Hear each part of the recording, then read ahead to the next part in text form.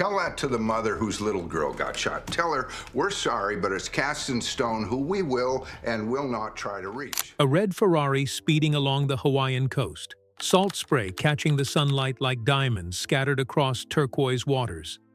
A mustache that became a national obsession, a symbol of masculinity that transcended fashion and became folklore. And a man who never wanted to be famous, who stumbled into stardom and spent 8 years trying to reconcile the person he was with the legend everyone expected him to be. For years, Tom Selleck stayed silent about what really happened behind the palm trees and paradise of Magnum P.I. The interviews were polite, gracious, grateful, but they never went deep. He smiled, nodded, thanked the fans, and moved on. But now, decades removed from the Ferrari and the Hawaiian shirts, he's finally telling the truth about the pressure that built like a hurricane over those 8 seasons, the battles fought in boardrooms and on beaches, the betrayals that came disguised as opportunity, and the one decision that almost ended his career forever. The show made him a legend, elevating him from struggling actor to household name, from anonymity to icon. But it also nearly broke him, emotionally, physically, spiritually. This is the story of what paradise actually cost. Thomas William Selleck was born on January 29, 1945 in Detroit, Michigan, into a world that had no idea what to do with a boy who would grow to be 6'4" with a jawline that could cut glass. His father, Robert, was an executive and real estate investor. His mother, Martha, a homemaker who instilled in Tom the values of hard work, humility, and keeping your head down. The family moved to Sherman Oaks, California, when Tom was young, trading Midwestern grit for California sunshine, but never losing that blue-collar sensibility. Tom wasn't dreaming of Hollywood as a kid. He was thinking about basketball courts and maybe, if he was lucky, a solid middle-class life. He earned a basketball scholarship to the University of Southern California, where he studied business administration and played forward for the Trojans. Acting wasn't even on his radar. The stage was for dreamers and eccentrics. Tom was practical, grounded, the kind of guy who planned for stability rather than stardom. But fate has a way of rewriting plans. A drama coach noticed him on campus, noticed the presence, the natural charisma that radiated without effort, and suggested he try acting. Tom laughed it off at first, but curiosity got the better of him. He took a few classes, landed a few roles in college productions, and discovered something unexpected. He was good at it. More than good. He had that rare quality that couldn't be taught. Authenticity. When Tom Selleck walked onto a stage, you believed him. Still, belief doesn't pay bills. After college, Tom faced the Vietnam War draft. He joined the California National Guard, serving from 1967 to 1973, fulfilling his duty while trying to launch an acting career that seemed determined to reject him at every turn. Commercials for Pepsi and close-up toothpaste kept him afloat financially, but casting directors kept telling him the same thing. Too tall, too clean-cut, too wholesome. He didn't fit the gritty method actor mold that dominated the 1970s. He was stuck in limbo, good enough to work, not distinctive enough to break through. The rejection accumulated like scar tissue. Bit parts on shows like The Young and the Restless and Charlie's Angels paid rent, but didn't build careers. Tom watched peers break out while he remained trapped in the waiting room, perpetually auditioning, perpetually second choice. By the time he approached his mid-30s, the dream was fading. He'd given acting more than a decade, and it had given him almost nothing in return. Tom was ready to quit. He was thinking about going back to business, maybe real estate like his father. And then came one phone call from CBS that changed everything. A call about a new show set in Hawaii, about a private investigator with a Vietnam past and a conflicted moral compass. They wanted to meet him about the lead role. Tom had spent years being told he'd never make it, but sometimes the universe waits until you're ready to give up before it finally says yes. Hawaii Five-0 had just ended its 12-year run, leaving CBS with a Hawaii-shaped hole in its lineup and a fully functional production infrastructure sitting idle on Oahu. The network executives weren't about to abandon paradise. They just needed a new hero to inhabit it. Enter Donald P. Bellisario and Glenn A. Larson, television producers with a vision for something different. A Vietnam veteran turned private investigator, living in luxury while wrestling with morality, trauma, and the ghosts of a war America was still trying to forget. The pitch was deceptively simple. James Bond with a conscience. A man who drove a Ferrari and lived in a beachfront estate, but who carried the weight of combat and loss in his eyes. Someone who could be charming and dangerous, vulnerable and heroic, all in the same episode. They wanted a leading man who embodied a new kind of masculinity, not the stoic, emotionless heroes of old westerns, but someone who could crack jokes with his buddies and then confront his demons in the darkness. Tom Selleck wasn't the studio's first choice. They wanted someone flashier, more traditionally Hollywood, an actor with box office credentials and tabloid buzz. But when Tom walked into the audition, something shifted. He had this grounded quality, this authenticity that made you trust him instantly. He wasn't trying to be a movie star. He was just being Tom. And that's exactly what Magnum needed to be, a real person who happened to be living an extraordinary life. The original concept evolved rapidly once Tom was cast. The producers built the character around him, the laid-back charm, the quick wit, the ability to be both self-deprecating and heroic. They gave him the Ferrari 308 GTS, the Detroit Tigers baseball cap, the Hawaiian shirts that would become uniform for a generation of middle-aged men trying to recapture youth. And then there was the mustache, Tom's own, which he'd grown years earlier, and which the network initially wanted him to shave. He refused, and thank God he did, because that mustache became one of the most recognizable facial features in television history. When Magnum P.I premiered on December 11, 1980, something magical happened. America fell in love instantly. Here was a hero who lived in paradise but wasn't immune to pain. A man who embodied both heroism and humility, who could solve cases and crack jokes, who respected women and honored his friends. Thomas Magnum was aspirational without being unattainable. He was the guy you wanted to be, and the guy you wanted to grab a beer with. The ratings exploded. The Ferrari became iconic. The mustache became a phenomenon. And Tom Selleck, the actor who'd spent a decade being told he was too tall and too clean-cut, suddenly found himself at the center of a cultural hurricane. The world had spoken, and it wanted more Magnum. But paradise, as Tom would later reveal, came with a price tag nobody mentioned in the press releases. Filming in Hawaii sounds like a dream assignment. And in promotional materials, it was sold exactly that way. Endless beaches, perfect weather, tropical sunsets. What could be better? Tom Selleck knows the answer. Almost anything, when you're working 16-hour days in relentless heat and humidity, separated from everything and everyone you love. The schedule was brutal. Television production in the 1980s didn't have the luxuries of modern filming. No digital editing shortcuts, no CGI to reduce location work. Every scene required setup, multiple takes, and constant movement across the island. Tom was in virtually every scene, which meant he was working from sunrise to well past sunset, 6 days a week, for 8 months of the year. The heat wasn't the gentle warmth of vacation brochures. It was oppressive, draining, the kind that made the Hawaiian shirts stick to your back and turned every outdoor scene into an endurance test. And then there was the isolation. Hawaii is paradise for tourists, but it's 2,500 miles from Los Angeles, which meant Tom was separated from his family, his friends, his entire support system. He couldn't just drive home after a long day. He was trapped on an island, living in hotels and rental houses, watching mainland life continue without him. He missed weddings, birthdays, family gatherings. His life became Magnum.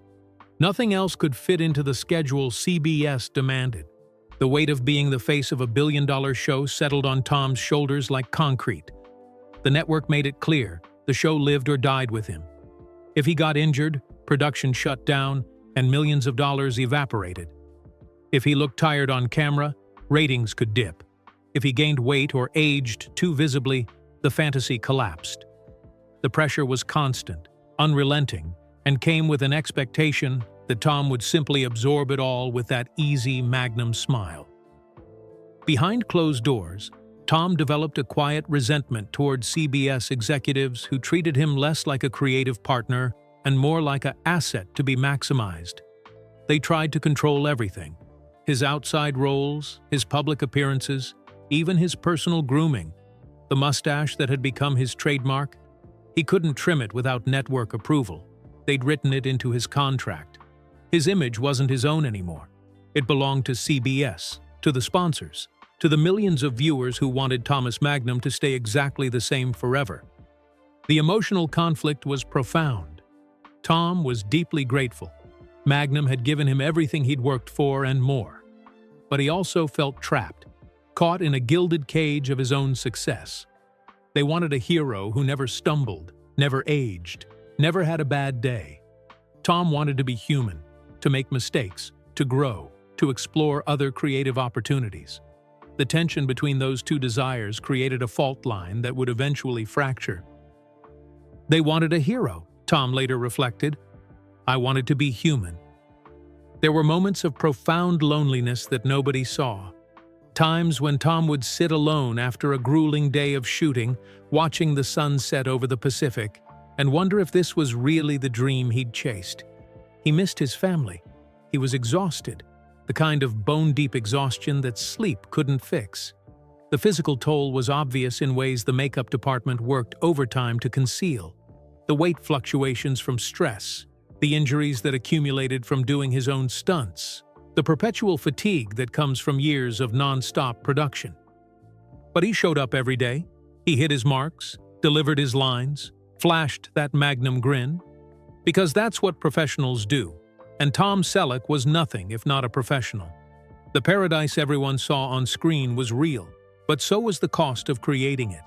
Of all the stories that emerged from Tom's Magnum years, one has achieved near mythical status in Hollywood lore. The story of the role that got away, the opportunity that could have changed everything, the moment when loyalty and timing collided with devastating consequences. In 1980, as Magnum P.I. was gearing up for production, Steven Spielberg and George Lucas were casting their passion project, Raiders of the Lost Ark. They wanted a leading man who could bring both physical presence and everyman charm to Indiana Jones, an archaeologist adventurer who was equal parts intellectual and action hero. They needed someone who could wear a fedora and crack a whip while also projecting vulnerability and humor. They wanted Tom Selleck. After seeing his screen tests and meeting with him, both Spielberg and Lucas agreed. Tom was their Indiana Jones. The role was his. Contracts were drawn up. The fedora was fitted. Tom's life was about to change in ways even Magnum couldn't match. Indiana Jones was destined for the big screen, for international superstardom, for a franchise that would define adventure cinema for generations. But there was a problem. CBS Tom was already under contract for Magnum P.I., and the network refused to let him out. The shooting schedules conflicted, and CBS had invested too much in their Hawaii-based series to risk it for a movie that might not even succeed. They needed Tom in Hawaii, wearing Hawaiian shirts and driving a Ferrari, not in Tunisia, wearing a leather jacket and running from boulders. Tom fought for the role. He pleaded, negotiated, tried to find compromises that would allow him to do both. But CBS was immovable. The answer was no, and in Hollywood, no means no, especially when contracts are involved. Steven Spielberg was devastated. George Lucas was disappointed. And Tom Selleck watched as the opportunity of a lifetime slipped through his fingers, not because he wasn't good enough, but because he was contractually bound to paradise. The role went to Harrison Ford instead. Raiders of the Lost Ark became one of the most successful films of all time, launching a franchise that would span decades and cement Ford's status as one of cinema's greatest action heroes. While Harrison Ford was discovering the Ark of the Covenant on the big screen, Tom Selleck was solving cases in Hawaii, watching from 2,500 miles away, unable to take the role that could have changed his life. In later years, Tom addressed the Indiana Jones situation with characteristic grace. "I don't regret it, but I'd be lying if I said it didn't sting." It's the kind of diplomatic answer you'd expect from Tom Selleck, grateful for what he has, honest about what might have been. But those close to him knew the truth. It haunted him, at least for a while. Not because Magnum wasn't enough, but because he'd been denied the choice. Yet this moment became a defining turning point in Tom's career and reputation. He'd chosen loyalty over fame, contract over opportunity, integrity over greed. He could have fought harder, could have broken his contract and burned bridges with CBS. But that wasn't who Tom Selleck was. He kept his word, honored his commitments, and earned a reputation as Hollywood's gentleman cowboy. A man whose handshake meant something, whose character mattered more than his ambition. Looking back, Tom has found peace with how it unfolded. Harrison Ford was brilliant as Indiana Jones, perhaps even better than Tom might have been. And Magnum P.I. became its own kind of legacy, different from big-screen adventure, but no less meaningful. Sometimes the path not taken is the right path after all, even when it doesn't feel that way in the moment. Magnum P.I. transformed Tom Selleck into something he'd never aspired to be, a sex symbol. Magazines put him on their covers with headlines about America's sexiest man and the mustache that launched 1,000 sighs. Women wrote fan letters by the thousands. The combination of height, mustache, and that easy masculine charm made Tom the embodiment of 1980s masculinity. Strong but sensitive, tough but tender, capable but caring. And Tom hated it. Not the admiration. He was grateful people connected with his work, but the reduction of his entire identity to mustache and muscle.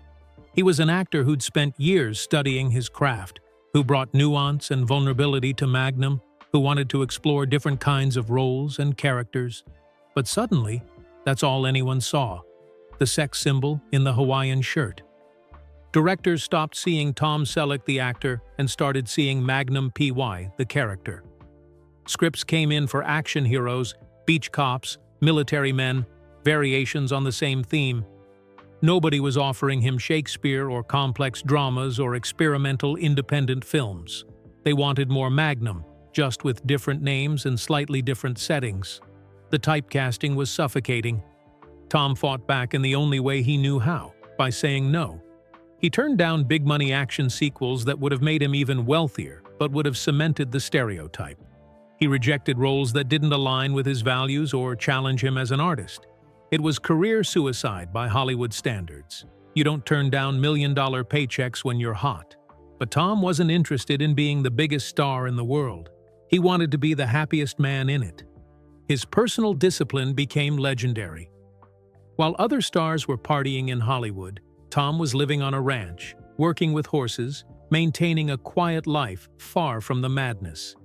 He avoided Hollywood parties and premieres when he could, showing up when contractually obligated, but otherwise staying away from the scene. He protected his marriage to Jilly Mack fiercely, refusing to let fame contaminate the one relationship that kept him grounded. This wasn't false modesty or calculated image management. It was survival. Tom had watched fame destroy other actors, had seen how the machine chewed people up and spit them out. He was determined not to become another cautionary tale, another star who believed their own press and lost themselves in the process. The ranch, the family, the distance from Hollywood, these weren't quirks. They were necessities. "I didn't want to be the biggest star in the world," Tom would later explain. "I wanted to be the happiest man in it." And happiness, he'd learned, required saying no to a lot of things that looked like opportunities but were actually traps. While Tom carried the show on his shoulders, he wasn't alone in the Paradise pressure cooker. The Magnum P.I. supporting cast became his brothers in the trenches. John Hillerman as the perpetually exasperated Higgins, Roger E. Mosley as helicopter pilot T.C., and Larry Manetti as club owner Rick. Together, they created an on-screen chemistry that made the show's friendship feel authentic, because it was. The bonds were genuine. Between takes, they told jokes, pulled pranks, shared meals, and supported each other through the grinding schedule. Roger and Larry became Tom's closest friends. The kind of guys he could decompress with after a brutal day of shooting. They understood the pressure because they were living it too, albeit without the weight of carrying an entire series. The camaraderie wasn't manufactured for the cameras. It was real, brotherly, filled with the kind of affection that only comes from surviving something difficult together. But real families fight, and the Magnum family was no exception. The combination of exhausting schedules, creative disagreements, and the inherent tensions of television production created friction. Pay disputes arose, supporting actors feeling undervalued compared to the lead, network executives playing cast members against each other. Creative disagreements flared about character directions and storylines, and sometimes people were just tired and stressed, and that manifests as conflict. John Hillerman's perfectionism occasionally clashed with Tom's more laid-back approach to filming. Hillerman wanted every take to be precise, every line delivered exactly right.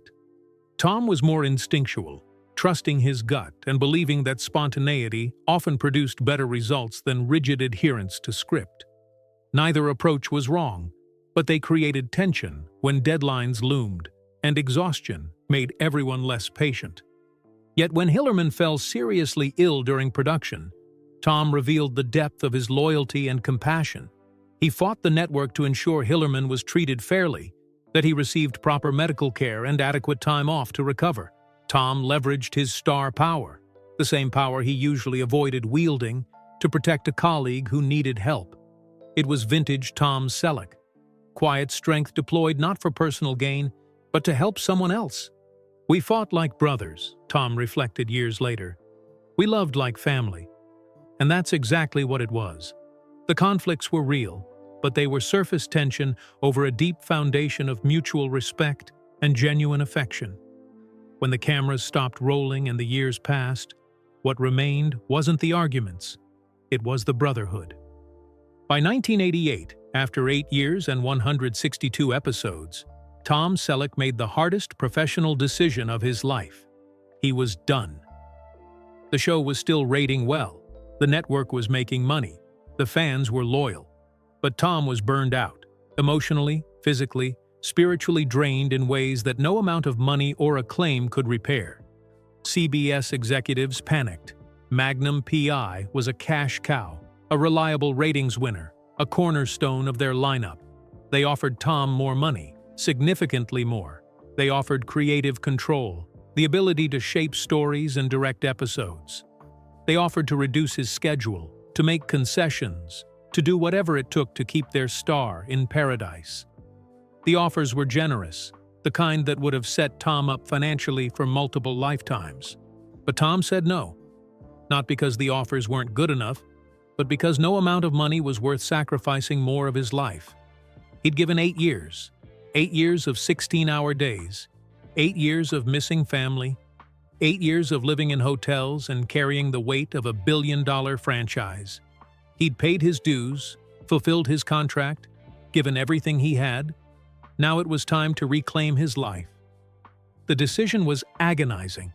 Tom felt guilt about the crew members who would lose their jobs, about the fans who would lose their weekly visit to paradise, about letting down the network that had given him his big break. But he also knew that continuing would mean sacrificing things he couldn't get back. Time with his family, his health, his sanity. The show had made him a legend, but if he stayed, it might destroy him. The final episode aired on May 8, 1988, with Thomas Magnum walking off into a Hawaiian sunset. A deliberate parallel to Tom's own journey.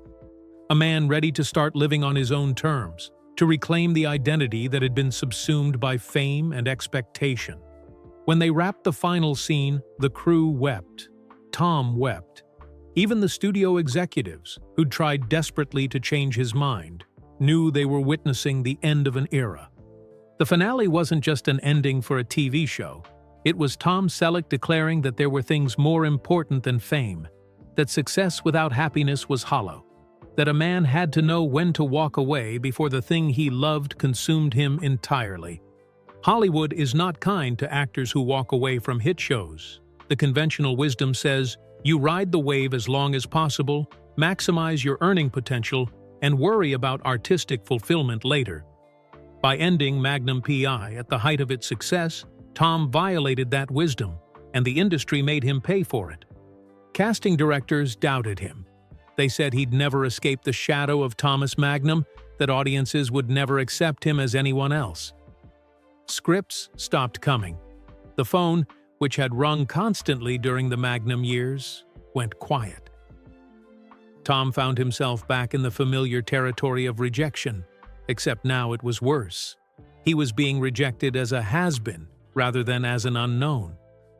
But Tom responded the way he always had, quietly, patiently, with dignity. He didn't throw tantrums or fire agents or leak stories to the press about being mistreated. He just waited for the right opportunity, trusting that quality would eventually find an audience. The vindication came with 3 Men and a Baby in 1987, a comedy about 3 bachelors unexpectedly caring for an infant.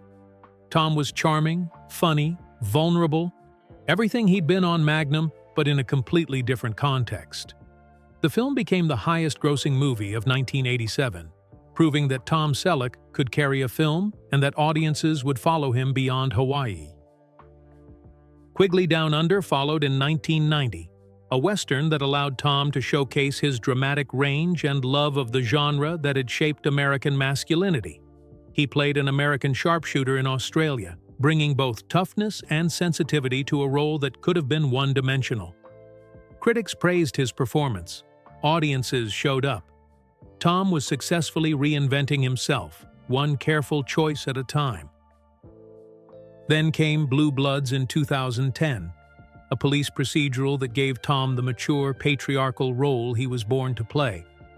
As Frank Reagan, police commissioner and family patriarch, Tom found a second act that honored his age and experience rather than trying to recapture youth.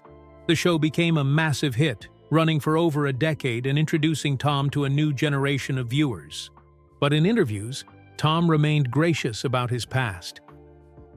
"Everything I became after Magnum, I owe to Magnum."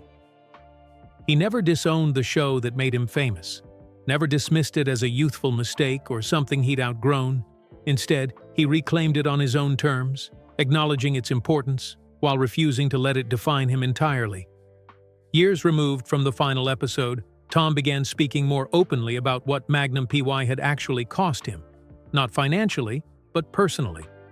The toll wasn't visible on screen, where Thomas Magnum always seemed effortlessly cool and capable. It was visible in the private moments Tom rarely discussed: the isolation, the exhaustion, the self-doubt that crept in during the loneliest hours. "I was running on fumes," Tom finally admitted. "Everyone thought I had it all, the fame, the money, the dream job in paradise. But I was just trying to survive. I was trying to make it to the next day without falling apart." There were moments of near burnout that nobody outside his inner circle witnessed.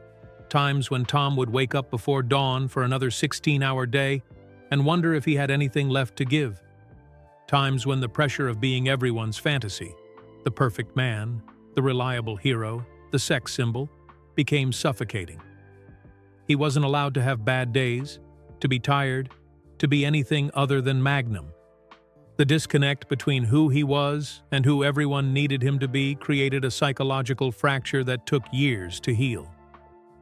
After the show ended, Tom retreated to his ranch in Ventura County, deliberately distancing himself from Hollywood. He needed to rediscover who Tom Selleck actually was beneath the mustache and the mythology. The ranch became his sanctuary, a place where he could work with his hands, care for horses, live simply. The distance from Los Angeles wasn't just geographical, it was psychological, a necessary buffer between the person he'd been forced to become and the person he actually wanted to be. His marriage to Jillie Mack, which began in 1987 near the end of the Magnum years, became his anchor.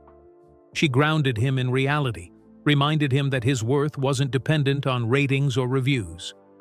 While Hollywood measured success in box office receipts and Nielsen numbers, Jillie measured it in happiness, peace, and authenticity. She saved him, not dramatically, but quietly, the way the best love stories unfold. "Hollywood made me rich," Tom later reflected, but it nearly made me forget who I was. The fame, the adulation, the constant demands, they were seductive and dangerous, a drug that felt good while slowly poisoning your sense of self. Tom had watched it destroy other actors, and he was determined not to become another casualty. Now, decades removed from the final episode, Tom Selleck looks back on Magnum P.I with clear eyes and a full heart. The show wasn't just entertainment. It was a time capsule of America's changing values, a bridge between the stoic masculinity of old westerns and the more emotionally available heroes that would follow. Magnum P.I tackled themes that mainstream television usually avoided: the psychological trauma of Vietnam veterans, the complexity of moral decisions, the importance of friendship and loyalty, the struggle to maintain integrity in a world that often rewards compromise. It did all this while delivering action, humor, and escapism, a combination that resonated with millions of viewers who saw their own conflicts reflected in Thomas Magnum's adventures. The show's enduring popularity proves that authenticity never goes out of style. Modern audiences discovering Magnum P.I through streaming services respond to the same qualities that captivated viewers in the 1980s: genuine chemistry, real emotion, stories about human beings rather than superheroes. In an era of CGI spectacle and anti-heroes, there's something refreshing about a hero who tries to do the right thing, who admits mistakes, who values friendship above glory. Tom is proud of that legacy. He's proud that the show still resonates, that new generations discover it and find something meaningful. He's proud that Thomas Magnum became a cultural touchstone, that references to the Ferrari and the mustache still land 4 decades later. But mostly, he's proud that he survived it, that he emerged from 8 years in paradise with his sanity, his values, and his sense of self intact. "I gave 8 years of my life to Magnum," Tom said in a recent interview, his voice carrying both nostalgia and wisdom. "And it gave me everything I could have ever hoped for in return. The fame?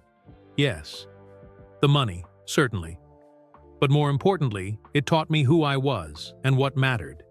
It tested me in ways I never expected, pushed me to limits I didn't know I had. And when I walked away whole." The tone turns redemptive here, because that's what Tom's story ultimately is: a redemption tale disguised as a success story. He didn't just survive fame, he mastered it, controlled it, refused to let it control him. In Hollywood, where so many stories end in tragedy or compromise, Tom Selleck's story ends in triumph. Not the kind measured in Emmys or box office receipts, but the kind measured in happiness, peace, and authenticity. It wasn't paradise, Tom concludes, choosing his words carefully, but it was home. Tom Selleck was more than the man in the Ferrari, more than the mustache that became a meme before memes existed, more than the sex symbol who graced 1,000 magazine covers. He was proof that humility could survive Hollywood, that integrity could coexist with fame, that a man could achieve everything the world defines as success without losing the things that actually matter. His story of sacrifice reminds us that every choice has a cost, that taking the lead in Magnum P.I meant losing Indiana Jones, that achieving fame meant sacrificing privacy, that becoming an icon meant surrendering pieces of himself to the public. His story of integrity reminds us that keeping your word matters, that honoring commitments even when they become burdensome is the definition of character. And his story of quiet strength reminds us that the most powerful acts are often the invisible ones. The decision to walk away from more money, to prioritize family over fame, to define success on your own terms, rather than accepting Hollywood's definition. Behind every icon is a human being who fought battles we never saw. Behind the Hawaiian shirts and the easy grin was a man struggling with exhaustion, isolation, and the crushing weight of expectation. Behind the paradise was the price of paradise, and Tom paid it fully, honestly, without complaint.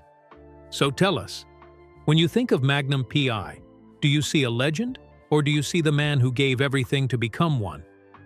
Do you see 8 years of television excellence, or do you see 8 years of personal sacrifice? Do you see Thomas Magnum driving that Ferrari into the sunset? Or do you see Tom Selleck walking away from fame to reclaim his life? Perhaps the answer is that you see both, and that's exactly what makes the story worth telling.